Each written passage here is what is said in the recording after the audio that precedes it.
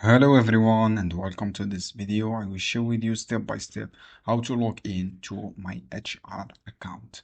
So if you want to log in, follow me on this video guide. Go to Google, search for my HR. This is the keyword, click the first website here.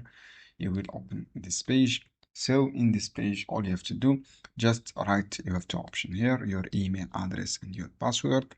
In this case, all you have to do, just write your email address and password. After that, click login. So this is how you can do. You can also download my HR app. This is for app you can download on Google Play or App Store. After download this app, when you download this app, you can log in successfully without any problem. Just download and log in with your username and password. So this is how you can do.